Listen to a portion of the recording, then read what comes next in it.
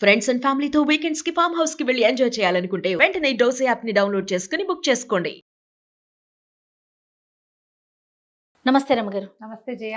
రమగారు, మంచి స్టోరీ చెప్పండి అండి. మనకేంటో కొన్ని పనులు చేస్తామా, ఎందుకు చేసామో అర్థం కాకుండా చెడిపోతూ ఉంటాయి. అచ్చిరావు కొన్ని పనులు, కలిసి రావు. అవును, కలిసి రావు. అచ్చిరాదంటారు, అచ్చి రాలేదంటారు. అచ్చిరాని పనులు చాలా ఉంటాయి కదా. దొంగతనం అచ్చి రాకపోవటం అనేది ఈ కథ అనమాట. అచ్చిరాని బందిపోటు పేరే అది. పూర్వం కన్యాకుబ్జన్ నగరంలో ఒక బందిపోటు దొంగల ముఠా ఉండేదట.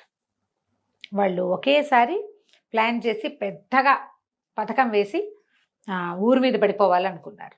పడిపోవటానికి ప్లాన్లు విడివిడిగా పెట్టుకున్నారు. ఇందులో పరమ సాహసికుల గుంపు ఒకటి ఉంటుంది.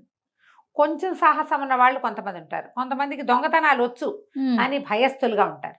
మూడిని సెగ్రిగేట్ చేశారు. ఏ ముక్కకు ఆ ముక్క విడదీశారు. విడదీసి మొదట ఏం చేశారు, ఒకటేమో కొంతమంది ఏమో ఇద్దరిద్దరు ముగ్గురు చొప్పున చిన్న చిన్న ఇళ్ళు దోపిడీలు. తర్వాత కొంచెం పెద్ద ముఠ, వీళ్ళేమో ఒక పరమ పిసినారి వాడు ఒకడున్నాడు కన్యాకుబ్జన్ నగరంలో. వాడి ఇంట్లో ఏంటంటే ఎవరు ఉండరు. వాడు ఆస్తి పాస్తి అన్నీ ఇంట్లో పెట్టుకుని ఉంటాడు. ఎవరు ఉంచడు, ఎవరు లేరు వాళ్ళ ఇంట్లో. పని వాళ్ళు కూడా చాలా తక్కువ, ఎవరు ఉండరు. రాత్రిపూట ఎవరు ఉండరు. తలుపులు వేసుకుని పడుకుంటాడు. ఎక్కడా రూపాయి బయటికి రానివాడు. పిసినారి వాడు. కానీ వాడి దగ్గర చాలా డబ్బు ఉందని ప్రపంచానికి తెలుసు. మూడో దొంగతనం ఒక క్షత్రియుడి ఇంట్లో. ఈయన మంచి డబ్బు ఉన్నవాడు. ఇంటి నిండా వెండి సామాన్లే వాళ్ళకి, బోళ్ళంతమంది పనివాళ్ళు. అక్కడి నుంచి ఈయనకి ఏంటంటే అడవి జంతువుల్ని పట్టించే అలవాటు ఉంది. ఆయన దగ్గర పులి పిల్లలు, సింహ పిల్లలు, తర్వాత ఏమో ఎలుగు పిల్లలు, ఎలుగులు బోల్డన్ ఉన్నాయి. ముగ్గురిని 3 రకాలుగా పటాయించచ్చని భావించారు. ఓకే. ముందు చిన్న దొంగతనం ఇప్పుడు ఏం చేశారు, ఒకే రోజున ఇవన్నీ అయిపోతాయి అన్నమాట. ఒకనాటి రాత్రే 3 గుంపులు బయటపడ్డాయి. ఈ చిన్న చిన్న ఇళ్ళు దోచడానికి మొదట ఒక ముసలమ్మ ఇంటికి వెళ్ళారట. కింద 2 నుంచున్నారు, కింద 3 నుంచున్నారు, ఒక్కడు పైకి వెళ్ళాడు. ఎక్కువ మంది సందడి చేయట్ల. ఆవిడ ఏం చేసింది, మేడ మీద నడవాలో మంచం పరుచుకుని ముసలమ్మ హాయ్ అని పడుకుని నోరు తెరుచుకుంది. వీడేం చేశాడు, కింద తమ వాళ్ళు నుంచున్నారుగా, ఒక్కోటి విలువైన వస్తువులన్నీ కిందకేసేసాడు. వస్తువులన్నీ తీసుకున్నాక వచ్చేయద్దు, మరి వచ్చేసేయాలి. ముసలమ్మ ఒక మంచి పక్క మీద పడుకుంది, చక్కగా ఉంది మంచం. వీడికి ఆ పక్క మీద పుట్టింది మనసు. పుట్టేసి ఏం చేశాడు, ముసలమ్మని అలాగా లేవదీసి కింద పడుకోబెట్టాడు. పక్కన ఇట్లా చుట్టబోయాడు. ఆ పరుపుని చుట్టబోయేసరికల్లా వెలుగు వచ్చేసింది. ఏమిటినైనా భలే వాడివి, ఇవన్నీ మా ఇంట్లో ఉన్న సరుకులన్నీ పక్కనున్న సంపన్నుల ఇంట్లో పడేస్తున్నావు అంది. వీడు తెల్లబోయాడు. ఏమిటి, నేను రోడ్డు మీద పడేయలేదా, మా వాళ్ళు ఉన్న వైపు పక్కింట్లో పడేశానా అని గబగబా పిట్టగోడ దగ్గరికి వెళ్ళి వంగి చూశాడు. ఈ ముసలిది ఒక్క ఒదుటును లేచి ఆ వంగి చూస్తున్న వాళ్ళ కాళ్ళు పుచ్చుకుని కిందకి పడేసింది. లేపటం ఏమిటి, ఢామ్ అని రోడ్డు మీద పడి మెడ విరిగి చచ్చిపోయాడు. అయ్యో. ఎప్పుడైతే తమవాడు పైనుంచి పడిపోయాడో ముసలిదాని మొహం కనపడంగానే 3 నుంచున్నారుగా భయస్తవ పిరికి దొంగలు, 3 లగెత్తేశారు. పరుగు. ఆవిడేం చేసింది, కిందకెళ్ళి పక్కింటి వాడిని ఒక లేవ తీసుకొచ్చి కింద పడేసిన సామాన్లన్నీ పైన పెట్టేసి ఫెయిల్ దొంగతనం. అక్కడి నుంచి 2వ గుంపు వెళ్ళింది. ఈసారి పిసినారు వాళ్ళ ఇంటికి వెళ్ళిపోయారు ఈ గుంపు. అయితే అది ఎట్లా ఉంది, కోటల్లే ఉంది. ఒక్క వాకిలికి మాత్రం చెక్క తలుపులు ఉన్నాయి. తాళం లోపల నుంచి వేసింది. ఆ గడియలు వాళ్ళకి తెలుసు. ఎటు నుంచి ఎటు జనరల్గా గడియలన్నిటికీ ఒకటే మార్గం ఉంటుంది కదా. ఇప్పుడు తలుపు ఎటు ఉంటే ఆ తలుపు నుంచి గోడలోకి ఇట్లా తోస్తారు, అంతేగా. అంతే. అవతల పక్క నుంచి చేయి పెడితే, లోపలికి చేయి పెడితే అది లాగచ్చు. వీళ్ళలో ఏమనుకున్నారు, ఒకడు మంచి పరమసాహసికుడైన దొంగ ఒకడున్నాడు. వాడు అన్నాడు, ఒరే రంపం తీయండి, తలుపు గడి దగ్గర కోసేద్దాము, పక్కన కోసి చెయ్యి లోపలికి పెట్టి గడి తీస్తా అని చెప్పాడు. చెప్తే సరే వీడేం చేశాడు, కోయటం మొదలుపెట్టాడు. పిసినారి వాడంటే పిసినారి వాళ్ళకి ఎట్లా ఉంటుంది, తమ డబ్బు తమ వస్తువు మీద ఎప్పుడు గమనమే ఉంటుంది. ఎప్పుడైతే రాత్రిపూట 11-12 గంట వేళ కర్రు కర్రు కర్రు అని సన్నటిదైనా ఒకే రకమైన మోత ఈవెన్గా ఒక తింగమని మోగింది అనుకో, లేస్తారు, పడుకుంటారు. కర్రు కర్రు కర్రు కర్రు అని అదే మోత వస్తుంటే మెలకు రాదు. అవును, మెలకువ వస్తుంది. ఏం కోస్తున్నారు ఎవరైనా అనే అనుమానం వచ్చేసింది వాడికి. ఆ పిసినారి ఆయనకి లేచి వచ్చేస్తే కరెక్ట్గా ఈ గడి దగ్గర ఇంత మేర చెయ్యి ఇట్లా లోపలికి వెళ్ళే మేర కోసాడు దొంగ. పర్ఫెక్ట్, మంచి దొంగ. కోసాక చెయ్యి లోపలికి పెట్టి గడి తీపోయాడు. రెడీగా నుంచున్నాడు అక్కడ ఆ పిసినారాయన.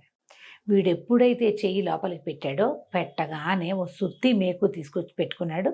అరిచేతికి మేకు పెట్టి పట్మని కొట్టేశాడు. అన్నాడు కానీ ఏం చేస్తాడు, రాదు. ఇంకా ఈ అరిచేతిలో ఇంచి ఇందులో ఇంచి మేకు తలుపులోకి పట్టేసింది. చెయ్యుడు రాదు. అక్కడి నుంచి పెద్ద పెద్ద కేకలు పెట్టేశాడు ఆ పిసినారాయణ. దొంగలు దొంగలు దొంగలు, వాకిట్లో దొంగలు ఉన్నారోయ్ అని అరిచేశారు. కల్లా ఒక్క ఇంటికి దొంగతనానికి వస్తే అన్ని ఇళ్ళు చుట్టేస్తారు కదా. ఆ జీవుడు అన్నాడు, ఒరే నా చెయ్యి నరికేంట్రా, లేకపోతే దొరికిపోతాము. నేను దొరికానంటే చిత్రహింసలు పెట్టి మన వాళ్ళు ఆనుపాను కనుక్కుంటారా, నరికేంట్రా చెయ్యి నరికేంట్రా అంటే మిగిలిన వాళ్ళు నిశ్శబ్దంగానే లబో దిబోమని వాడి చెయ్యి ఇక్కడ దాకా కొట్టేశారు.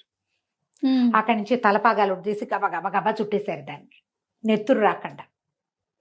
మరి నెత్తురు ధారగా చుక్కలు చుక్కలు పెడితే చుక్కలు వెంబడిపడి వచ్చేస్తారు. అక్కడి నుంచి లగెత్తేశారు, పరిగెత్తేశారు దొంగలంతా. ఈ చెయ్యి దగ్గర వాడు చెయ్యితో పరిగెత్తాడు కానీ నొప్పి కాదు, ఎటా గొట్ట పరిగెత్తాడు కానీ పిసినారు ఆయన పెట్టిన కేకలు, ఆ గందరగోళానికి చుట్టుపక్కల ఇళ్లల్లో కుర్రాళ్ళంతా నిద్రలేచేసి మొత్తం గుంపంతా పడిపోయారు వీళ్ళ వెనకాల. మా దొంగల గుంపు, బందిపోటు వాళ్ళ గుంపు మాత్రం తప్పించుకుంది కానీ ఈయన దొరికిపోయాడు. ఈ చెయ్యి తెగినవాడు ఏం చేశాడు, డొక్కలో కత్తి ఉంది తన దగ్గర, బొడ్లో కత్తి ఉంది, ఆ కత్తి తీసి పొడి చేసుకుని తను దొరకకుండా చచ్చిపోయాడు. రెండోది కూడా ఫెయిల్ అయింది. భలే దొంగలండి. అక్కడి నుంచి మూడో గ్రూపు వాళ్ళు ఏం చేశారంటే ఆ రోజు సాయంత్రమే తెలివిగా మరి అడవిలో నుంచి ఒక ఎలుగుబంటిని, చచ్చిపోయిన ఎలుగుబంటిని సంపాదించి దాని చర్మాన్ని శుభ్రంగా క్లీన్ చేసేసి తమలో పరమసాహసికుడు అయిన వాడిని ఒకడిని ఆ బందిపోట్లో పెట్టి ఎలుగుబంట్లో పెట్టేసి కుట్టేశారు. కుట్టేసేసి ఆ ఎలుగుబంటిని తీసుకెళ్ళి చీకటి మాటన పెందరాళ్ళే ఇవ్వాల, వెలుగులో మధ్యాహ్నాలు పట్టుకెళ్తే దాని మొహం బయటపడిపోతుంది, చచ్చిన మొహం తెలిసిపోతుంది. చీకటి మాటను తీసుకెళ్ళి, బాబు దొరికిందండి, మరి ఇదిగోండి మీకు ఇద్దాం, మీ దగ్గర బోళ్ళని ఉన్నాయి కదా, ఇది కూడా మీకు ఇద్దామని తీసుకొచ్చామండి అని అప్పచెప్పారు. అప్పచెప్తే ఆ క్షత్రియుడు అది చూసి, అబ్బో సలీజ్గా బాగుందిరా, మంచి సైజు ఇది అని, ఒరే ఎలుగుబంట్ల గుహలో పెట్టండి రా, దీన్ని కూడా గూట్లో పెట్టండి రా అన్నాడు. వాటి అన్నిటికీ కొన్ని ఇవి ఉన్నాయి, ప్రత్యేకమైన గదులు.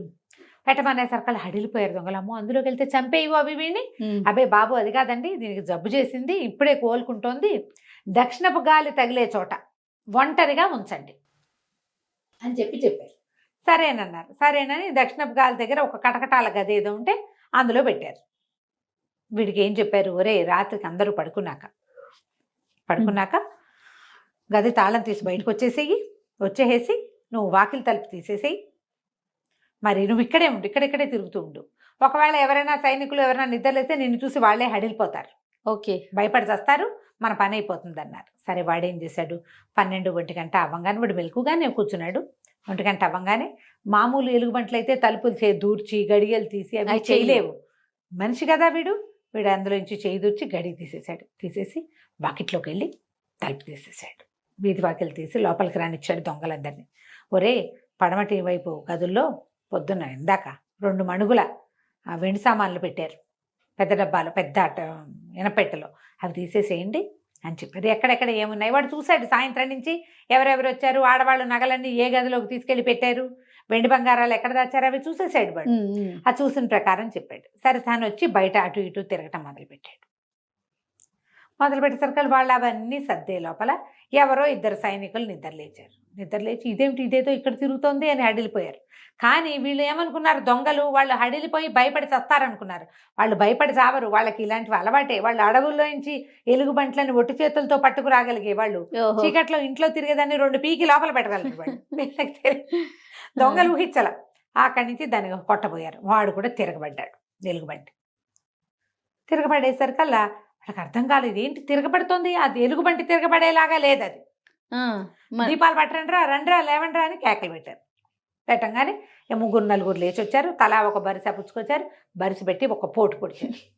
ఎప్పుడైతే అది అంతకుముందు గుర్రు అని నోటితో శబ్దాలు చేస్తుంది కానీ సావు దెబ్బ తగిలేసరికల్లా మనిషికేక గుర్రు అని ఎందుకుంటుంది, ఓ చచ్చాను రోయ్ దేవుడో, అమ్మో నాయనో అంటాడు. అనగానే అది పడిపోయిన తీరు అది చూసేసరికల్లా ఇది మన ఇది ఎలుగొడ్డు కాదలే ఉంది, ఇందులో ఏదో ఉందని అక్కడి నుంచి 5-6 కాగడాలు తీసుకొచ్చి ఆ ఎలుగుబంటిని దగ్గరగా నొక్కి చూస్తే లోపల ఉన్నది ఎలుగుబంటి కాదని తెలిసిపోయింది. ఊడ తీసేశారు, కుట్లు తీసేస్తే లోపల మనిషి కనిపెట్టాడు. అంటే వీడేమైనా తలుపు తీసాడా, ఎవరైనా ఇంట్లోకి వచ్చారా, కాబట్టి అన్ని పక్కల నుంచి తలుపులు మూసుకొచ్చేయండి అంటే ఒకళ్ళు పరిగెత్తుకెళ్ళి వీధి వాకిలు మూసేశారు. అక్కడి నుంచి అన్ని గదుల్లోకి పరిగెత్తారు. ఇనపెట్టున్న గదుల్లో నుంచి వెండి సామాన్లన్నీ సర్దుతున్న వీళ్ళు కాస్త దొరికేశారు. దొరికేటువంటి చీకట్లో కదా, వాళ్ళు ఏమి బతకనివ్వాల వీళ్ళని. తలా ఒక బరిస పుచ్చుకుని తలా ఒక పోటు పొడిచేశారు దొంగలు. Utter flop.